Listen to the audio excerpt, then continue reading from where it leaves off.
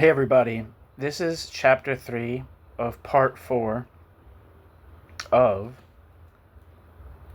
Charles Bettelheim's Class Struggles in the USSR Third Period, 1930 to 1941, Part 1, The Dominated.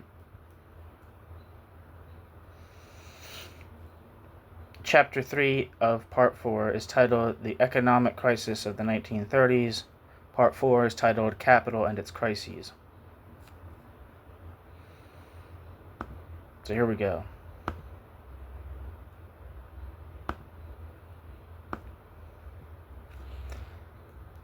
A major characteristic of the industrial development and, more generally, of the enlarged reproduction of the material conditions of production in the Soviet Union was its very irregular and jerky aspect.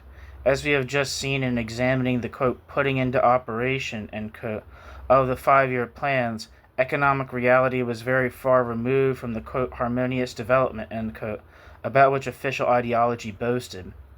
In fact, the Soviet economy experienced phases of rapid expansion and phases of near-total stagnation or even decline.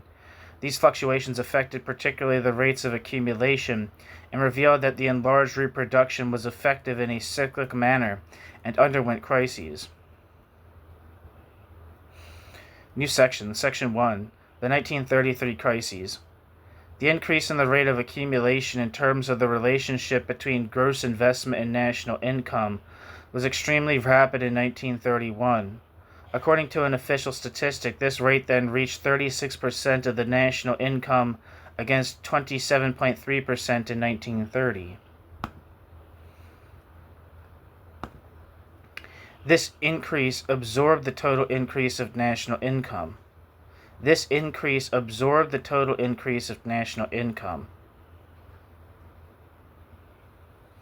The poverty and incoherence of the available statistical data for 1932 make it difficult to calculate the accumulation rate of this year.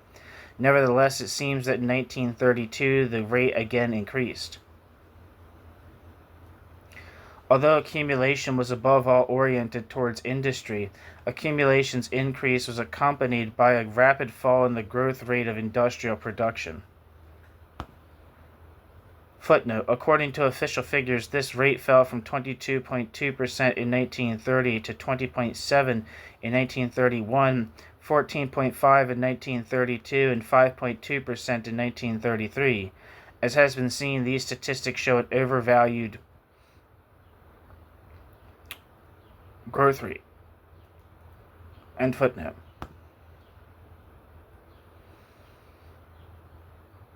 This fall indicates that the material and social conditions were such that the increase in investment was less and less capable of maintaining the desired rhythm of growth of industrial production.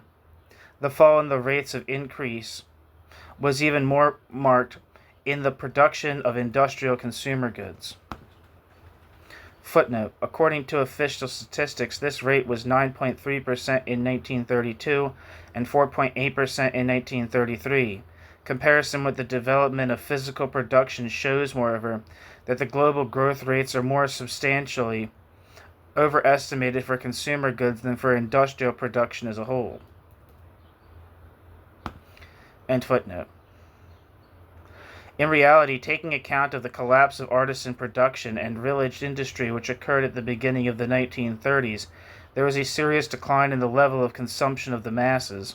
The fall in growth rates of industrial production, the decline in the availability of consumer goods, in the first place food items, the repercussions of these phenomena on labor productivity and on the volume of the labor force that construction could have at its disposal, constituted the material bases for the crisis of 1933 and the decline in investment which was one of its manifestations.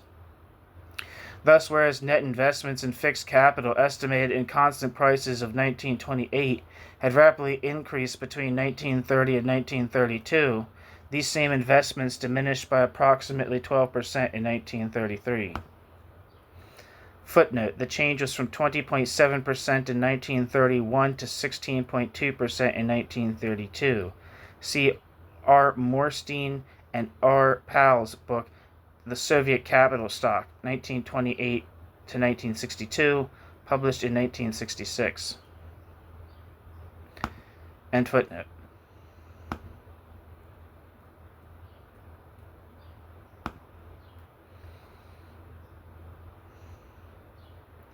The same phenomenon of regression can be observed in the field of employment. Whereas employment had substantially increased between 1930 and 1932, employment declined in 1933. Globally, the decline was quite small, minus 3% approximately, but it was nonetheless significant. Especially striking was the decline of employment in basic construction, construction of new factories, big construction sites, new mines, etc.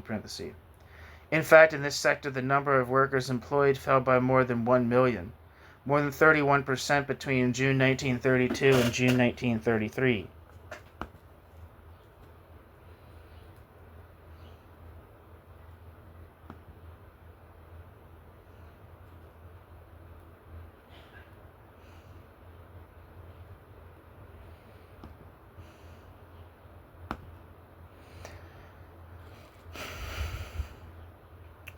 The crisis of 1933 had the essential feature of a crisis of overaccumulation characterized by an expression of investment which ended by exceeding the limits imposed by existing resources, notably resources of labor. At first sight, the crisis of 1933 seems to have been due to the agricultural crisis which broke out at that time. However, looking at things more closely, it appears that the crisis was due fundamentally to the scale obtained by the process of accumulation during the years 1929 and 32. The sharp rise in accumulation was such that there resulted an exacerbation of the contradictions within the industrial sector and even more between industry and agriculture. The latter thereby found itself deprived of essential resources. It was not capable of maintaining a level of production corresponding to the needs of industry, or of continuing to provide it with the labor force required for the pursuit of an expansion corresponding to the volume of the investments made up to them in industry. In addition, the undernourishment which severely struck several rural regions between 1932 and 1934 reduced the productive capacity of agriculture. On the other hand, the fall in the level of consumption in the towns badly affected labor productivity and reduced to nil, partly and momentarily, the productive effects expected from industrial investment. Up to a certain point, this situation was recognized at the beginning of 1933, when it was admitted that the decline of agricultural production and the migration towards the cities had reached such a scale that it was essential to promote to momentarily restrain accumulation and also to try to put a brake on overdevelopment.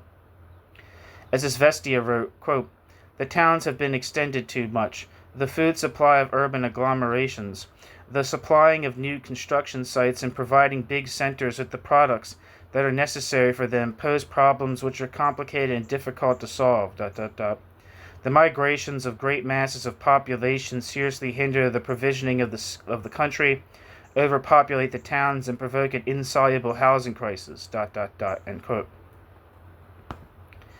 Izvestia, February 2nd, 1993. I don't think that's right. Right? Is it? I don't know. 1933 is what it's supposed to say.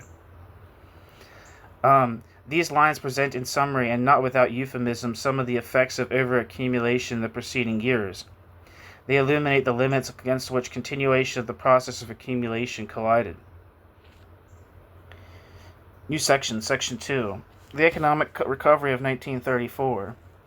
During 1933 and 1934, there again developed conditions for an increased yield from capital and from an increase of investment.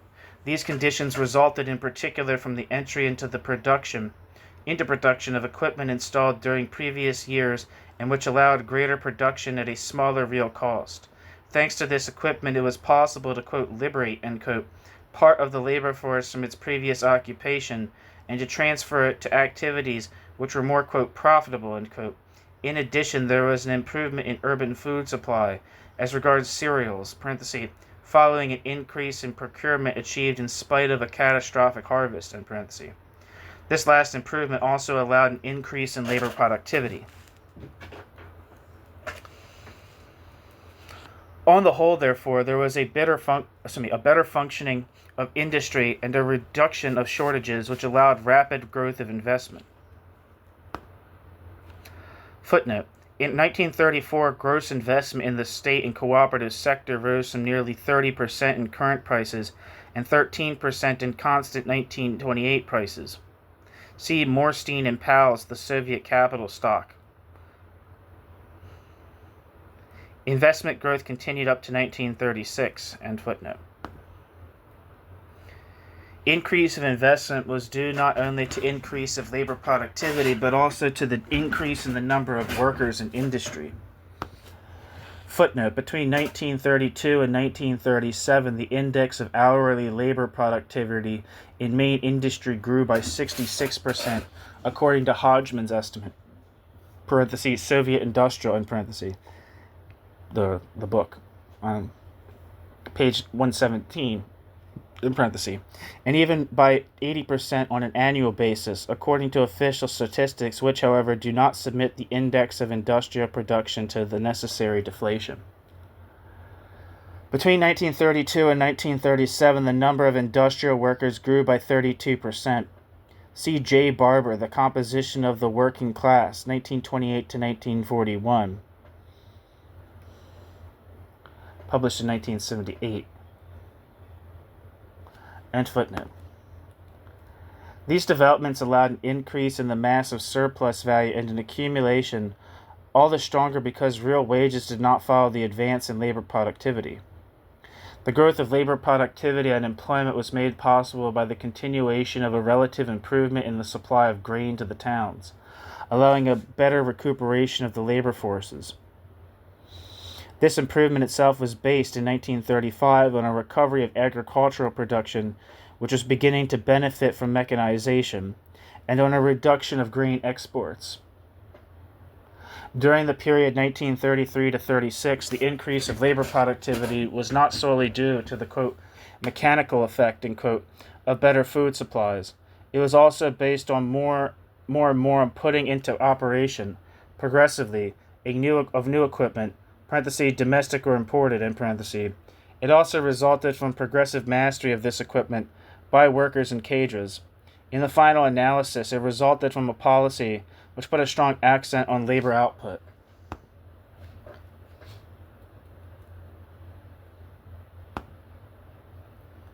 However, the very size of the increase of accumulation in 1934 to 36 carried with it the preconditions of a new economic crisis.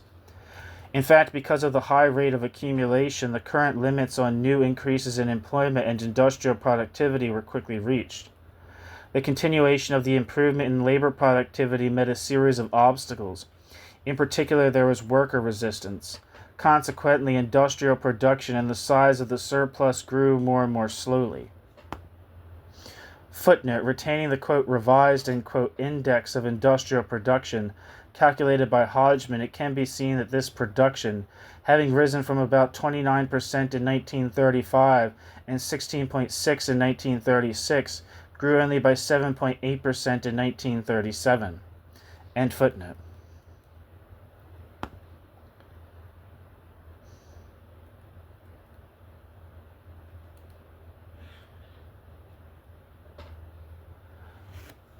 In 1937 to 38, a surplus production of capital situation had been in practice reached. The circumstances were ripe for the economic crisis of 1937. New section, Section 3, the 1937 crisis.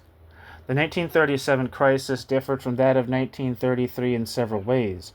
The main difference was the 1937 crisis's duration. In fact, whereas in 1934 the amount of gross investment, parentheses, in constant prices, end parentheses, exceeded that of 1932, 1937 was again characterized by a lower volume of investment, being 7.9% less than that of 1936.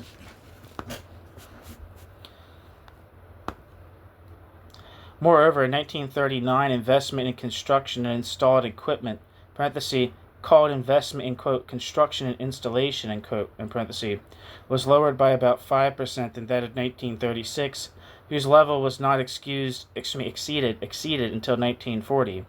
There was accordingly an investment crisis of relatively long duration. Even in 1940, the accumulation percentage of the GNP was smaller than in 1937. Footnote: on this points to the contribution of N. Kaplan. Quote, Capital Formation, the article titled Capital Formation and Allocation, published in Soviet Economic Growth, edited by A. Bergson. End footnote.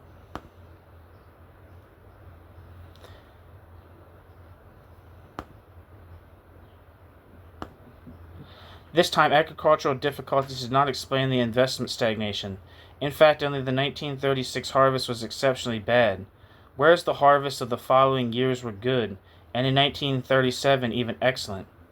Stagnation of investment was basically bound to the slow increase of production, employment, and industrial labor productivity. Footnote: between 1936 and 1940, industrial employment only increased in total by about 5.8% compared to 28% between 1933.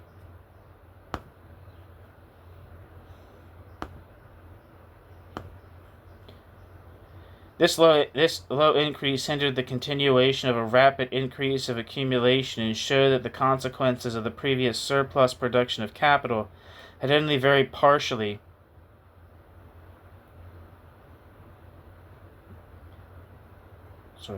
I pressed a button. God damn it.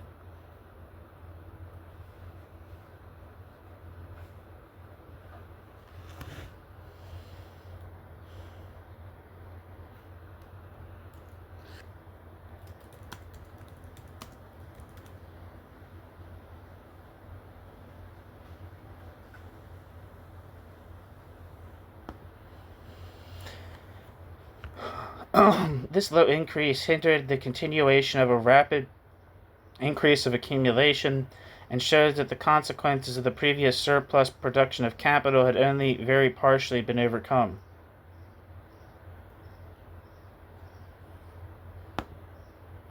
Footnote: the internal contradictions in the industrial sector are emphasized by the following figures.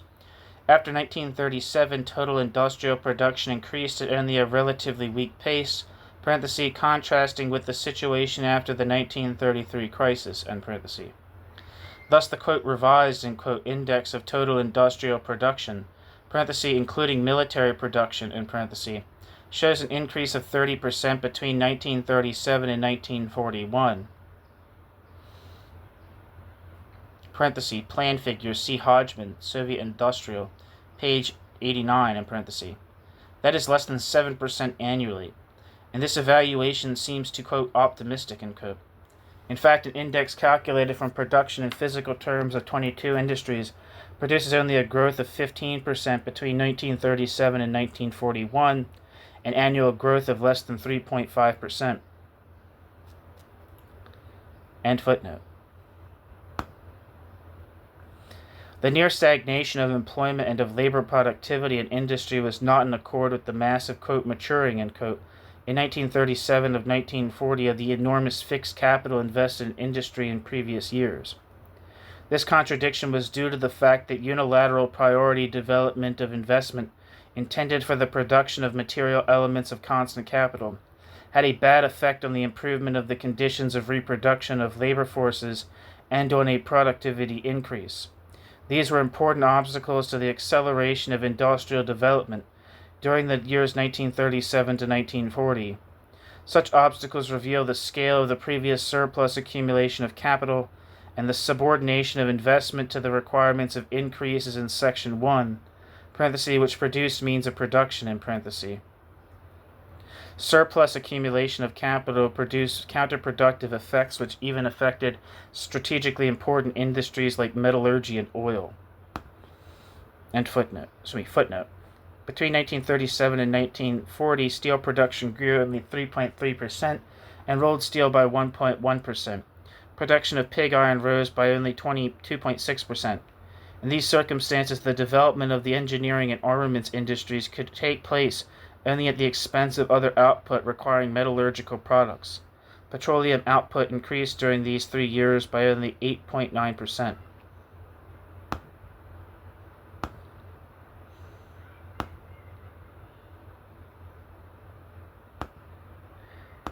End footnote. Generally speaking, the pressure which was exercised to increase the intensity of labor and production norms led to deterioration in working conditions and lowered the quality of output. Thus, the surplus accumulation which characterized the years of expanding investment reduced the consumption of the workers and contributed to unbalanced production growth. Moreover, production increased in an irregular way at the same time as its quality fell. All this laid the ground for the 1937 crisis, which would be followed by a period of serious economic difficulties lasting up to the eve of Nazi aggression. It's the end of the chapter. Thank you so much for listening.